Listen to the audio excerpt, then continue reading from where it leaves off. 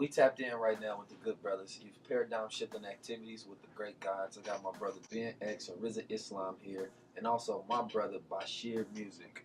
Right now, we just tapping in with the people, just doing the check to see where your frequency is. What we do consistently is we travel around, and right now we're on the tour of changing the paradigm, which looks like changing the habits that people have, changing those old reference thoughts so that we can get to a more futuristic place as a civilization. And the civilization I'm talking about as a collective people on the same frequency, putting our energy towards the solutions and not being distracted by the problems.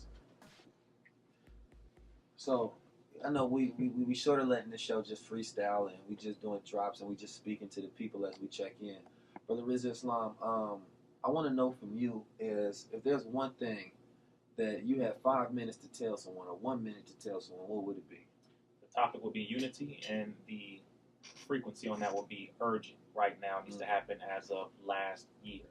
That means the coming together with as many solutions for as many problems to rectify the lives of as many people across as many states, continents, countries, what have you, in no limit of time. As my brother was saying, we like to focus on the problems, and that is very nice. That's cute. That's tradition, because we all know the problems. I think we can all come up with at least a good 30, 40 problems that affect us as a people today. But the topic that has never really been focused on for the majority has been unity and solutions. And that is exactly what we are shifting things into right now, which is coming together, solving problems, changing the condition, and evolving into a new condition and a new paradigm. So, BenX, right now, there's somebody that you got to say, right?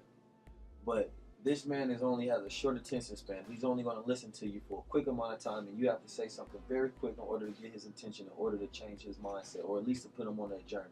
What would that be? How would you start that off? Well, I will first by saying, brother, listen, there is no mystery God.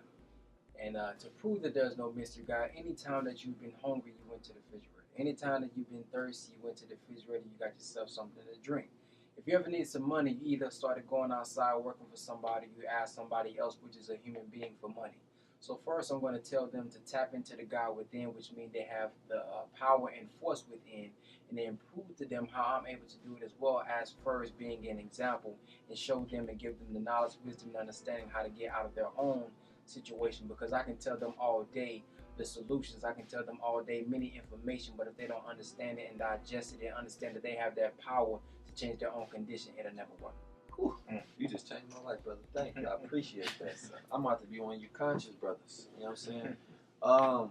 Now, I got my brother Basheer over here, man. I wanted to throw some information or just wanted to get the current state of music and the frequency of music is detrimental to higher consciousness. And I say it's detrimental because it doesn't allow the young boys and the young women to control themselves and have a self-willed and a self-determining mind. So I wanted to know, what is it in your music and what is a reason that a person should listen to you? Because when they listen to you, whether you know it or not, whether you want to it or not, you become a leader because you control their frequency. I was born with the knowledge of self, so anything that I create is going to come from that same frequency of thought. So even when I create a song that's about R&B, I'm always incorporate my knowledge of Islam within that song. And my frequency is always going to be tapped in with a higher frequency because my mind is always on a higher frequency. I don't know if you used a certain a charger cord that's not really for your device. It takes a much longer time for your device to get charged up. When you're using that actual charger cord that's for your device, which is for your frequency, your device charges up way quicker than it would with a faulty device. And it's the same way with music. When you get charged up with that lower frequency, you stay stuck. When you making music that's for the higher mind, it's for the higher conscious, it gives you energy. Just like he said, as the music will charge you up and give you energy for your higher mind. You know, they don't think brothers like us use words like kundalini and stuff like that. And it's been something that we laugh and joke about, but our language can relate to all because it's a universal language.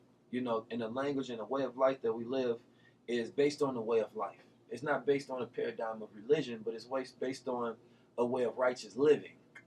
And this universal language that we speak and the things that we're taught means that every other portion of reality and every other knowledge is grafted from this, and this is grafted from that in a sense.